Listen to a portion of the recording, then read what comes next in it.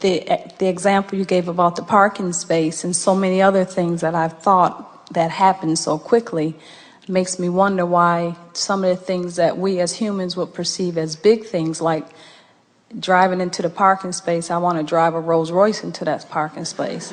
And I know it's coming, but I just wonder why it doesn't come as quickly as that parking space. Because the parking place is easier for you to expect than the Rolls Royce. Not so much because you've practiced it. It isn't that practicing the parking place is easier. It's that expecting the parking place is easier. Because you haven't walked around talking negatively about parking places like you have about Rolls Royces. You haven't been beating the drum of what's wrong with people who have money when you do not. The difference is not the attention toward, it's the attention against. You have more resistance about the Rolls Royce. Why would someone have more negative expectation about a Rolls Royce than a parking place? Well, parking places are more abundant than Rolls Royces. What conversation did you hear as a child, or do you hear even now about people who drive Rolls Royces? Do you believe that money comes easily? Yes. Do you believe that money comes as easily as parking places? No, probably not. That's the point. And once you get that, once you realize that everything that you ask for comes, and it comes just because you're asking, and it comes in the moment that you ask, and that as life causes you to ask for more and more and more and more comes. The more you live life, the more you ask, and the more you ask, the faster the energy moves, and the faster the energy moves, the more important it is that you move with the energy. But most people, the faster the energy moves, they don't keep up with the faster moving energy because they've been listening to the people who also haven't been keeping up with the faster moving energy. So then people say things to you like, well, life isn't supposed to be easy and it gets harder and harder, and Rolls Royces don't grow on trees, and things of that nature, until you develop these patterns of thought that just hinder you from what you want. What this gathering is about is catching yourself in the act of the hindering thought and recognizing it, because viscerally it just feels off, and then chewing on the thought that feels off until it doesn't feel so off.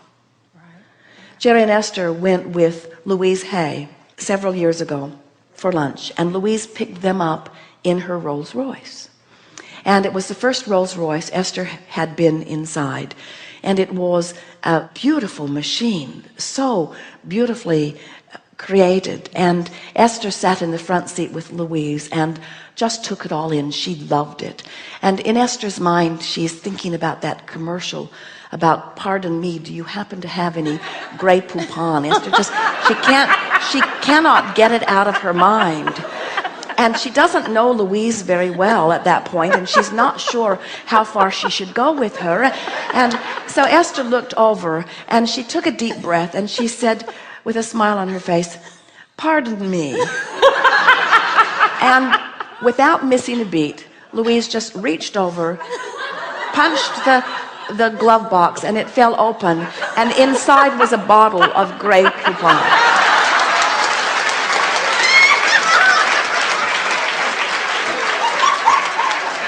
And now Esther's saying to herself, my Rolls Royce experience is now complete. And now she's wanting to drive down the freeway and hold the bottle up and show it to people. She just cannot quite leave it alone. The whole thing is surreal. And then Louise drove to a beautiful little restaurant, and she ducked this big car into this very small garage and very skillfully parked it in a very small space. Esther and Jerry and Louise could barely get out of the car.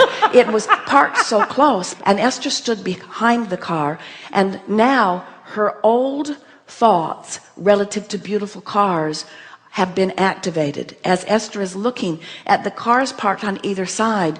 And she said to Louise, aren't you worried about somebody bumping up against your beautiful car?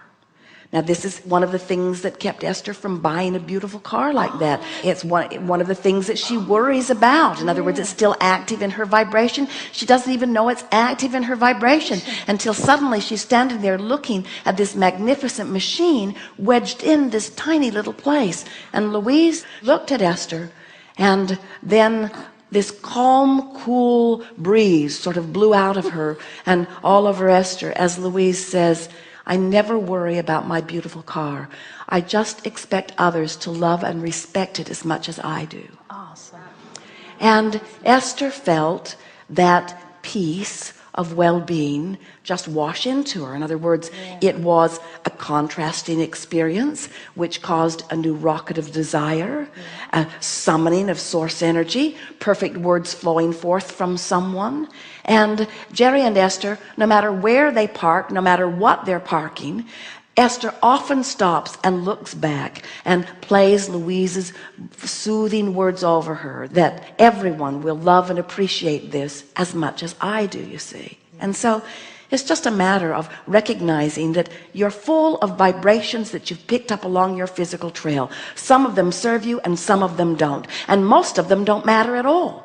It's only if there's something that you want that's calling energy through you and you're not letting it through because you've got some cluttered vibration that you would even be aware that you have some cluttered vibration.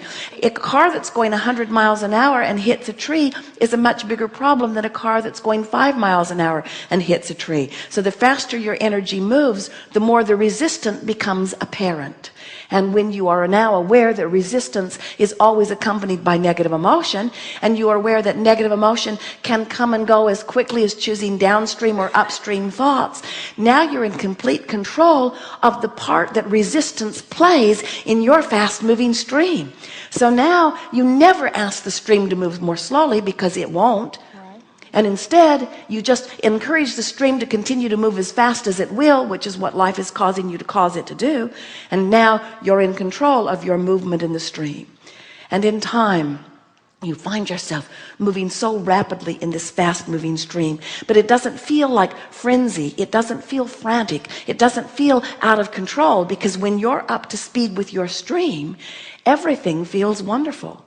That's the way you're wanting to live, you see. That's what you knew when you made the decision to come forth into this physical experience. You knew it would be fast, and you knew it would be fun, and you knew that you had the resources to stay up to speed with it. You would much rather be on a fast-moving stream, even paddling against the current, than in a stagnant pond. You really would. And that's why you came forth into this physical experience. You knew this physical experience would inspire fast-moving energy. You knew that this was the time of awakening, and you knew that in the time of awakening, your likelihood of waking up would be stronger.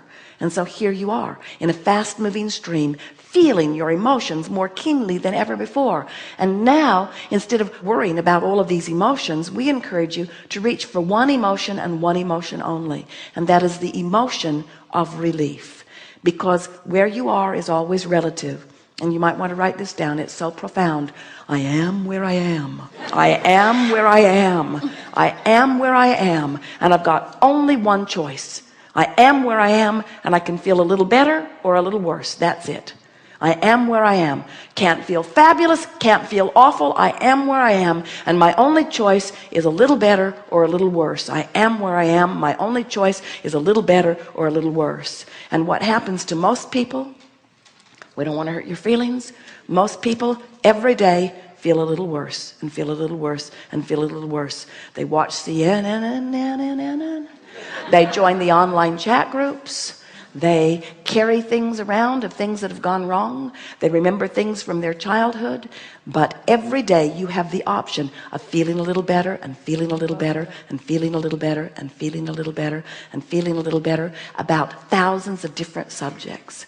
And as you choose the better feeling thought and feel better, now you shift your placement in the universe. In other words, now just by reaching for one thought that feels a little better, now your point of attraction has shifted. Now you have access to different rendezvous points. Now you have access to your boss being in a different mood when she rendezvous with you. Now you have access to different aspects of the economy. Now you have access to different personality points of those people that you are working with or that you are living with. In other words, just a little effort at feeling a little better shifts your whole point of attraction.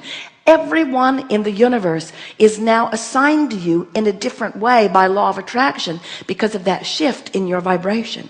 And now you feel a little better, and now you feel a little better, and now you feel a little better, and before you know it, you're standing in front of your Rolls Royce, and you're not worried about it one bit, and you're shouting to the boundaries of the universe, everyone who has anything to do with me or my Rolls Royce must match up with me on the terms that I have practiced, you see.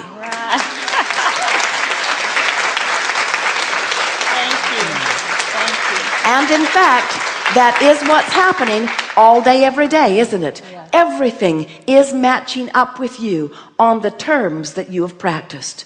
You start noticing a whole lot of ornery people around you, you got to admit it, you're ornery. Yeah. Yeah. Or you've been pushing against ornery people. Very good. Thank you. Yes, indeed.